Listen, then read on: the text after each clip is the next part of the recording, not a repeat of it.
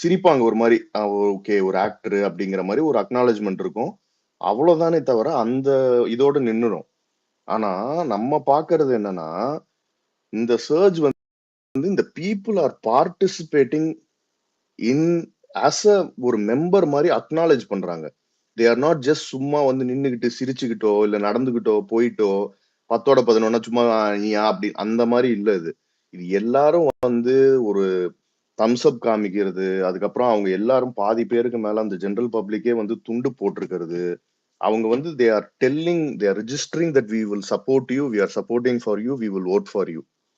அந்த சர்ஜ் வந்து ரொம்ப அதிகமா இருக்கு. இதுதான் இவ்வளவு நாள் இது இவனுங்க தெரிஞ்சிடக்கூடாதுன்றதுக்கு தான் இவ்வளோ தடைகளை போட்டுட்டு இருந்தானுங்க. ஏன்னா இது வந்திருந்தா இந்த மாதிரி பெர்மிஷன்ஸ் கொடுத்திருந்து ப்ராப்பரா ஆர்கனைஸ் பண்ணியிருந்தா டே ஒன்லயே தெரிஞ்சிருக்கும். நம்மளோட ரீச், நம்மளோட இதுன்றது என்னன்றது நம்மளுக்கு அப்பவே தெரிஞ்சிருக்கும். நம்மளோட ஜேர்னலிஸ்ட் ஒருத்தர் வந்திருக்காங்க போல இருக்கு, அவங்களுக்கும் ஸ்பீக்கர் கொடுப்போம். ஆமா, இந்த இது டைம்ல நியூஸ் சேனல் வந்திருக்காங்க. பவர்ஃபுல் இது. வணக்கம் சன்னி நியூஸ், இன்னைக்கு என்ன கவர் பண்ணீங்க? இன்னைக்கு என்ன செய்தி வந்து தேடினீங்க, என்ன கிடைச்சிச்சு?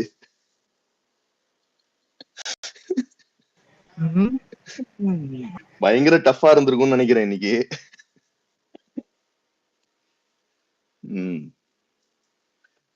அப்பாவும் மகனும் மாத்தி மாத்தி கண்டென்ட் தராங்க. எத்தனை நியூஸ் கார்டு போறதுன்னு அவருக்கே தெரியல போல. ஆனா நிறைய நியூஸ மிஸ் பண்ணிட்டாரு கடைசி ஒரு 2-3 நாளா.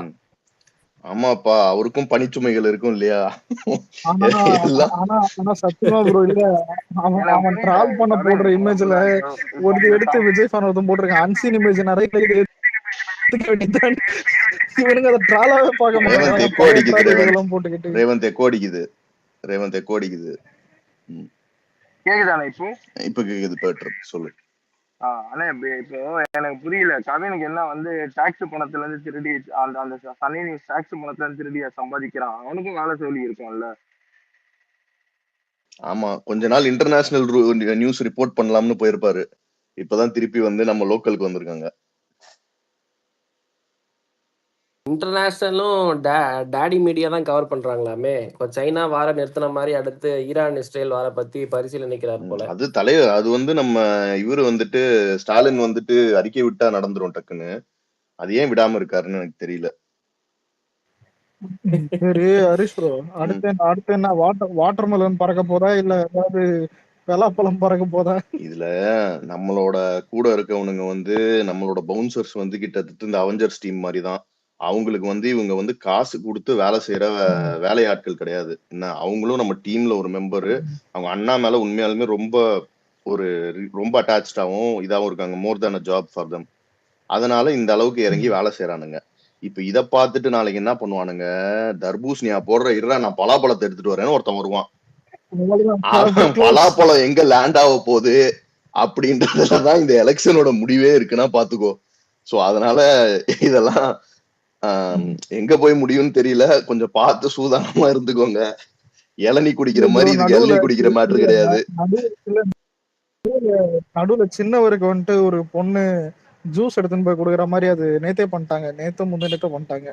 அதான் அடுத்து இந்த இளநீ தர்பூசணி பாத்து இன்னொன்னு ஒரு எல்லாம் சூனா பணம் ஆயிட முடியுமா? ஜூஸ் குடிக்கட்டும், குடிக்கும் போது சூனா பணம் மாதிரி இருக்குமா? ஆமா, குடிச்சிட்டு அந்த சைடு உள்ள துப்பி இருப்பாங்க. ஒண்ணுமே இல்ல, எல்லா பிராண்டுக்கும் ஒரு சீப் காப்பி இருக்கதான் செய்யும். ஃபர்ஸ்ட் காப்பி ஜூஸ் கொடுத்ததே அவங்க ஆள் தான். அதுவும் டெஸ்ட் பண்ணிட்டு எல்லாம் கொடுத்துருப்பாங்க. என்ன கேட்டா இதெல்லாம் என்ன பெரிய இதெல்லாம் என்ன பெரிய விஷயம். அடுத்த இதுல வந்து மாலை கேட்ச் பண்ண போறாப்லையா, மாலையை கேட்ச் பண்ணி வந்து கழுத்துல போட போறாராம். அவனுங்க ஏற்கனவே கழுத்துலதான் போடுவானுங்க. எனக்கு மாலைன்னா வேற ஒண்ணு தோணுது. சரி விடுங்க. அதுதான் எனக்கு தோணுது, வேணாம். இல்ல நம்ம இதுல நடந்ததை நான் சொன்னேன். நம்ம இதுல அண்ணா அவர் கேட்ச் பண்ணி வந்து போட்டாரு, அததானே நான் சொன்னேன். இன்னும் நாளைக்கு கூலிங் கிளாஸ் எடுத்துன்னு வருவானுங்க. மாத்தி அது லேடிஸ் கூலிங் கிளாஸ் எடுத்துட்டு வந்து கொடுக்க போறானுங்க. இல்ல ஹரிஷ்னா, உங்களுக்கு தெரியாதா, டாடி வந்து ரோட்ல எல்லாம் ரோட் ஷோ பண்ண மாட்டாப்ல. மாநாடு திடலுக்குள்ள தார் ரோட போட்டு அங்கதான் ஒரு 100 மீட்டர் பண்ணுவாரு. அவருக்கு தெரியும் ரோட்ல ஃபாஸ்டா போனா பறந்துரும் இல்ல, ஐ மீன் துண்டு.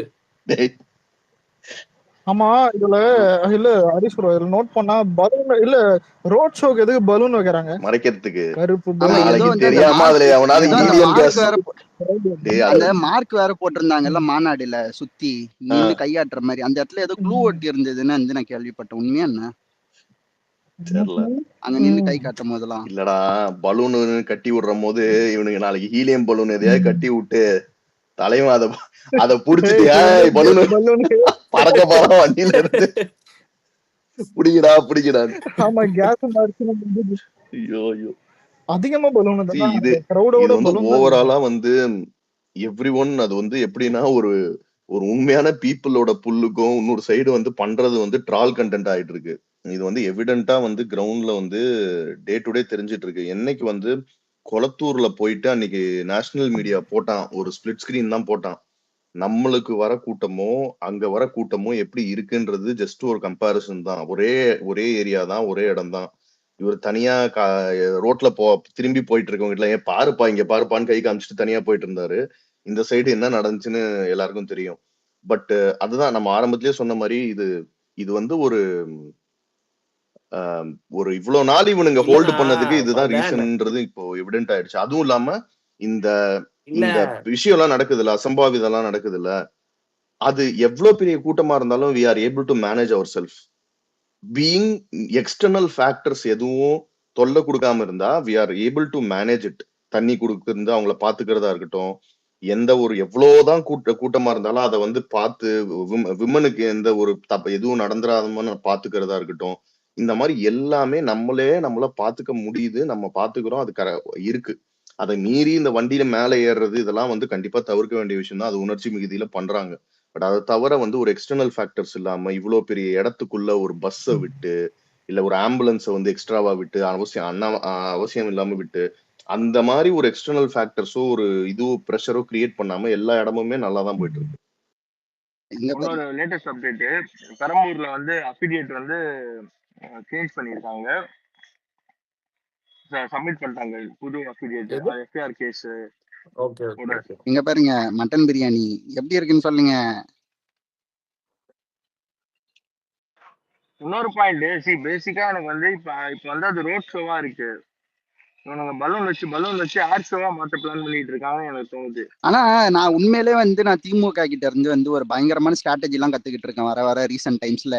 How to fill the frame, how to fill the crowd, இது எல்லாமே அவங்க கிட்ட கத்துக்கிட்டு இருக்கேன். அப்படி பலூனை கட்டி எப்படி கிரவுட் ஃப்ரேமை ஃபில் பண்ணாங்க இந்த ஐடியா வந்து இல்ல ஒரு நிமிஷம், இல்ல இல்ல அதனால ஐடியா நீங்க வந்து யார் தெரியுமா ஸ்ட்ராட்டஜி சொல்றீங்க, கொடுத்துருக்கா? ஒரு நிமிஷம் நான் ஒரே பாயிண்ட் சொல்லிக்கிறேன். அந்த எக்கோ அடிக்குதுடா. யாரும் பேசாதீங்க. அந்த ஐடியா வந்து யாரு கொடுத்தாங்கன்னா, இந்த லேட்டஸ்டா ஒரு நம்ம மலேசியா ஆடியோ லான்ச் நடந்தது. அதுக்கு முன்னாடி ஒரு அங்கிள் ட்ரெண்டா இருந்தாங்க, ஞாபகம் இருக்கா? அபியூஸ் பண்ணிட்டு டிஎம்கேல எல்லாரும் தான் அவரு அபியூஸ் அவரு அவரு பண்றாங்க. கொடுத்த நீ யார ஐடியா. சொல்ற?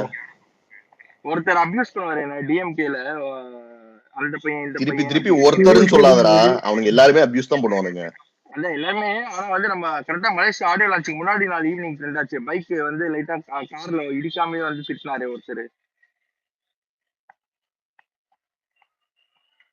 யார விடு. சொல்றதே தெரியல. நான் ஞாபகம் வச்சுக்கிற அளவு அவங்க எல்லாம் பெரிய ஆள் கிடையாது. ஃப்ரீயா விடு, அதெல்லாம் ஒண்ணும் இல்லை. சரி என்ன சொல்ல வர? அவரு இல்ல அதாவது நீங்க ஸ்ட்ராட்டஜி மட்டும் கத்துக்க வேணாம் டிஎம்கே கிட்ட இருந்து. இப்போ சினிமோட்டோகிராஃபியும் கத்துக்கலாம். கூட்டம் இல்லைன்னா ஃபேஸுக்கு டைட் ஃப்ரேமு, ட்ரோன் ஷாட் வைக்க முடியலையா, ஃபர்ஸ்ட் ரோல இருக்கிறதுக்கு மட்டும் டைட் ஃப்ரேமு, அதுவும் டாப் ஆங்கிள் வச்சா போதும்.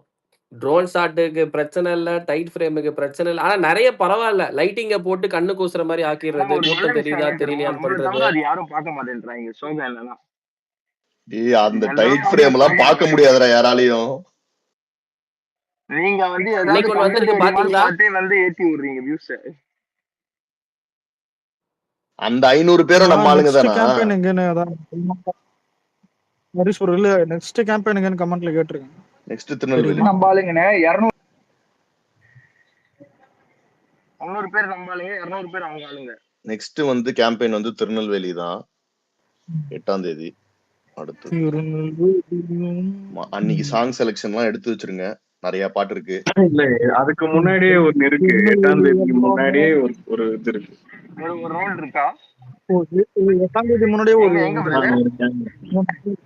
பேரு எங்கேன்னு சொல்லல, பட் ஆனா 8ஆம் தேதி முன்னாடியே இன்னும் 4 days இருக்குது இல்ல, அதான் 8th இது.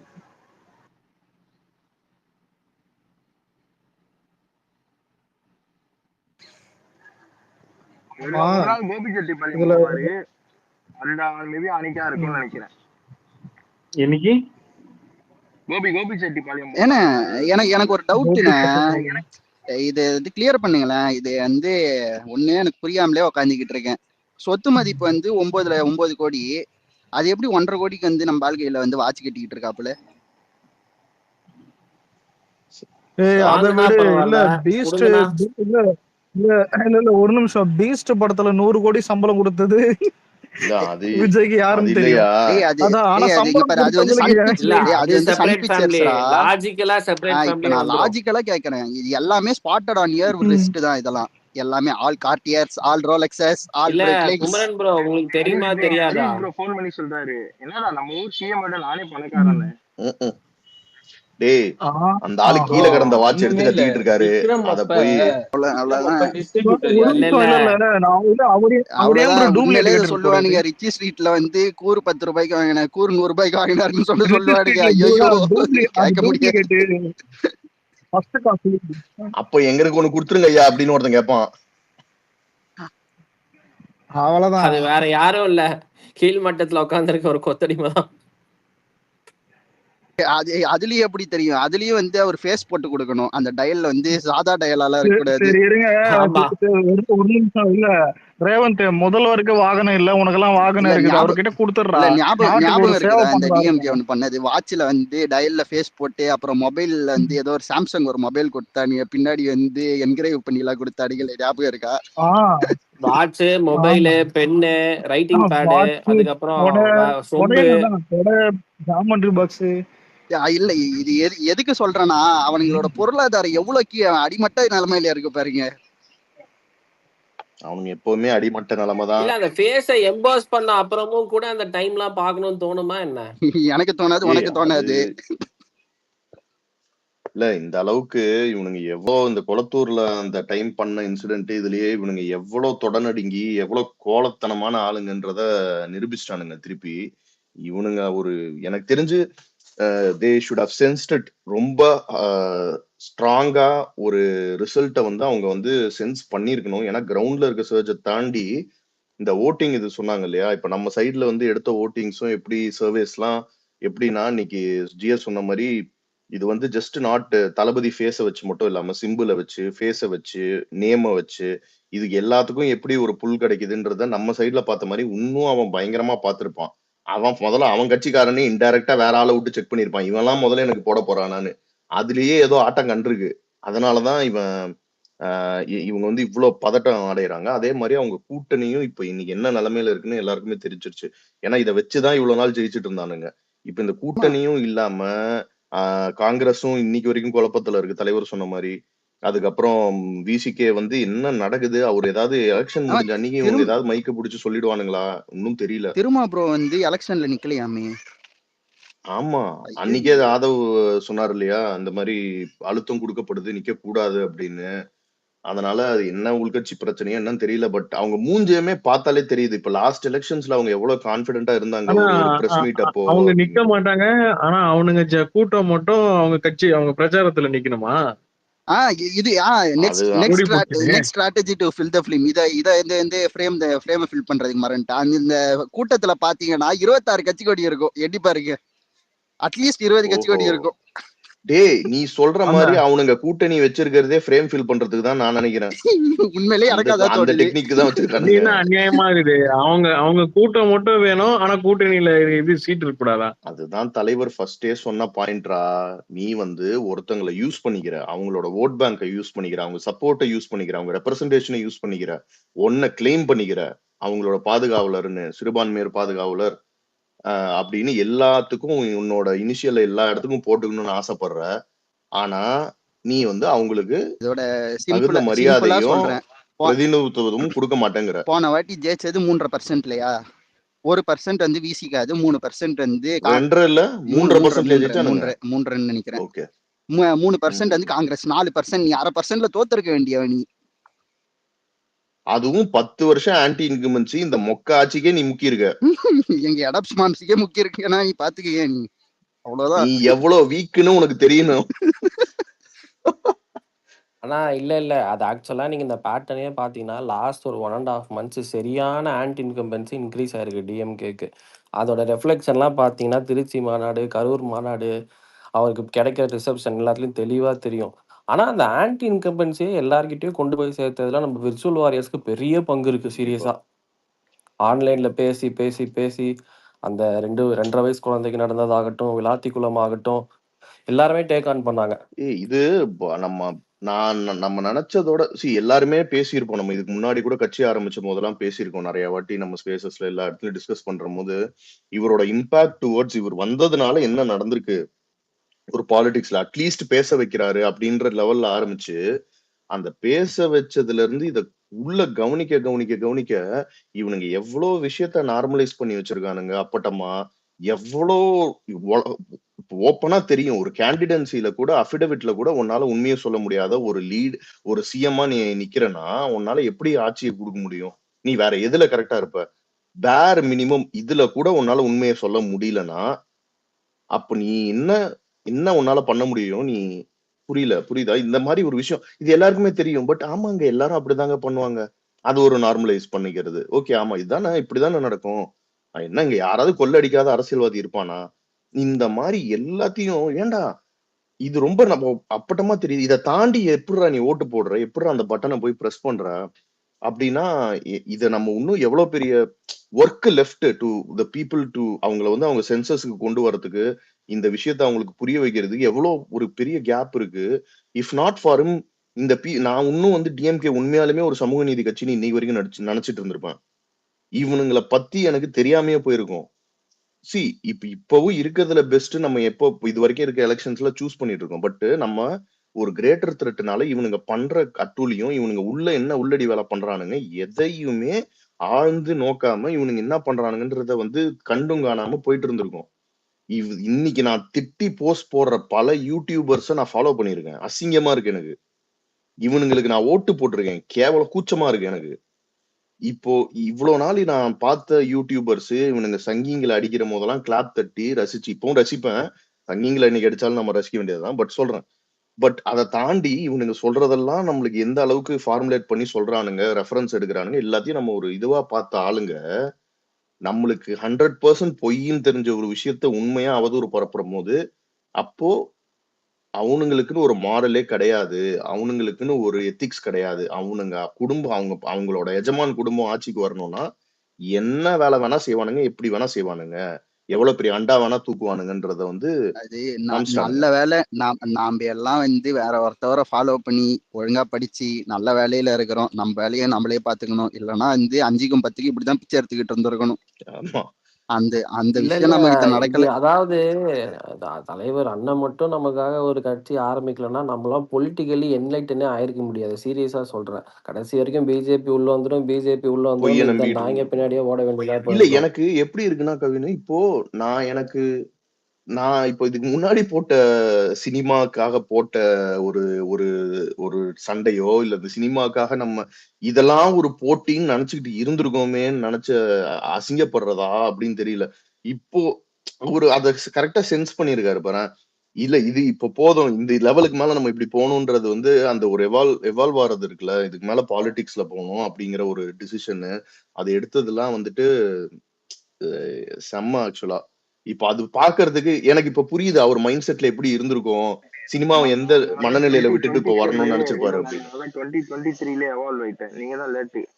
What ever yeah but still இப்பதான் அந்த ஒரு ஃபுல் இது கிடைச்சிருக்கு. அதே மாதிரி அண்ணா வந்து பாலிடிக்ஸ்க்கு வந்த அப்புறம் நிறைய இடத்துல வந்து நிறைய டைம்ல வந்து நம்மலாம் நினைச்சுக்கணும். நேத்து கூட குமரன் கிட்ட சொல்லிட்டு இருந்தேன். நிறைய இடத்துல நான் என்னன்னா முடியுமா, இதுக்கு மேல என்ன நடக்கும் இப்படின்னு சில விஷயங்கள்ல வந்து என்னையும் இன்க்ளூடட் நிறைய பேர் வந்து நம்ம டவுட் பட்டிருக்கோம். இது நடக்குமா, இப்படி பண்ணல முடியுமானா, இது தப்பு இது ரைட்டு நிறைய விஷயங்கள் பண்ணியிருக்கோம். ஆனா அந்த மனுஷன் இன்னைக்கு வரைக்கும் நம்ம மேல 1% கூட டவுட்டே வைக்கல.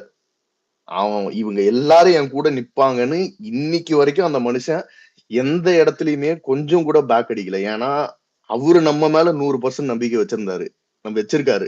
இப்போ நம்மளுக்கும் இருக்கு. பட் அந்த ஒரு சில இடத்துல வந்து யோசிப்போம் இல்லையா? நான் இப்ப வேற மாரி பண்ணிருக்கலாமா? இப்படி போயிருக்கலாமா? ஒருவேளை வந்திருக்காம சினிமாலயே இருந்திருக்கலாமா? இந்த மாரிலாம் நம்ம என்னைக்கே டிசைட் பண்ணுங்க. ஆனா அவரு நம்ம மேல வச்ச நம்பிக்கை வந்து அதெல்லாம் யோசிச்சு பார்க்கும்போது என்ன சொல்றதுன்னே தெரியல. எக்ஸ்ட்ரீம்லி ஹை தான். ஆமா. இல்லண்ணா, நமக்கு அந்த தாட்ஸ்லாம் வரதுக்கு காரணம் ஃபோமோ தான். இப்படி ஆயிடுமோ, அப்படி ஆயிடுமோன்ற அந்த ஃபோமோ தான். வேற ஒண்ணும் கிடையாது. அண்ட் இல்ல இந்த டைம்ல இந்த ஸ்பேஸ்ல இத பேசுறது தப்புலாம் தான் நெனைக்கிறேன். போஸ்ட் கரூர் இந்த பார்ட்டி வந்து லெக்ஸ் எல்லாம் கிரிப்பிள் ஆனதுக்கப்புறம், இது இப்படி ஒரு என்ன சொல்றது? ஒரு ஃபார்மேஷன் எடுத்து டெவலப் ஆகி நெறைய சேஞ்சஸ் பண்ணி, நெறைய இம்ப்ரூவ் பண்ணி, மறுபடியும் ரேஸ்ல வந்து நான் நின்னு, நான் மறுபடியும் டிவிகே வெர்சஸ் டிஎம்கே நரேட்டிவ செட் பண்ணி, இன்னைக்கு மக்கள் மத்தியில டிவிகேவா, டிஎம்கேவா, டிவிகே வந்தோட ஸ்ட்ரென்த் எல்லாம் போய் சேர்ந்து, மேனிஃபெஸ்டோ போய் சேர்ந்து, நம்ப இன்னைக்கு அந்த போட்டியில நின்னு பேசுறோம்ல, அது அந்த மென்டல் ஸ்ட்ரென்த்தே வந்து சீரியஸா வந்து அவருக்கு பெரிய, பெரிய, பெரிய ஹேட்ஸ் ஆஃப். அந்த அந்த பாயிண்ட் அவர் ஒரு பெரிய இன்ஸ்பிரேஷனாவே மாறிட்டாரு. நம்மலாம் வந்து அந்த வீடியோ வரதுக்குள்ள, ஓஹோ! கட்சி முடிஞ்சது, அவ்வளோதான், இவ்வளோதான். ஏன்னா நெறைய பேர் பேசுறானுங்க. அது, இது, அப்படி, இப்படின்னு. நமக்கு நெறைய பேர் பேசுறத கேட்கறனால நெறைய இன்ஃப்ளூயன்ஸும் ஆயிடுறோம். அதுக்கப்புறம் தான், ஓஹோ! தலைவர் he is not easily he cannot be easily break அப்படின்றத ஹவ் ப்ரூவ் ஸ்ட்ராங் பண்ணிட்டாரு. ஈஸ்ன்றத ப்ரூவ் பண்ணிட்டாரு இதுலயே. என்னாலலாம் நெனச்சே பார்க்க ஆமா. முடியல. அது நான்லாம் அந்த பேனல் தலைவா நீ போய் சிபிஐ ரெஸ்ட் எடுத்துக்கோன்னு தான் சொல்ல தோணும் எனக்கெல்லாம். சீரியஸா இப்ப என்ன மென்டல் ஸ்ட்ரென்த்னா சீரியஸா. நீங்க இந்த ரிசல்ட் எல்லாம் உட்டுருங்க. இர்ரெஸ்பெக்டிவ் ஆஃப் த ரிசல்ட் அவரோட mental strength after all these hiccups பெரிய பெரிய டிராபேக்ஸ், பெரிய பெரிய ஹிட், நெகட்டிவ்ஸ் எல்லாம் தாண்டி நின்னு சண்டை செய்றதெல்லாம் ஒன்லி விஜய் கேன் டூ. அதெல்லாம் மத்தவங்களுக்கெல்லாம் வாய்ப்பே இல்லண்ணா சீரியஸா. Hi KG and hi Vijay fancy. ஒரு சின்ன ரிக்வெஸ்ட்டு. இப்போ நம்ம தளபதியோட அடுத்த பிரச்சார பயண திட்டம் என்னஜி? ஸோ இப்போ புதுச்சேரி முடிஞ்சு அடுத்து எங்க போறாங்க? அது தெரியுமா? அடுத்து மெயினா போற இடம் வந்து திருநெல்வேலி. அதுக்கு நடுவுலயும் வந்துட்டு பப்ளிக் அப்பியரன்ஸ் இருக்கும் ப்ரோ. Okay, okay.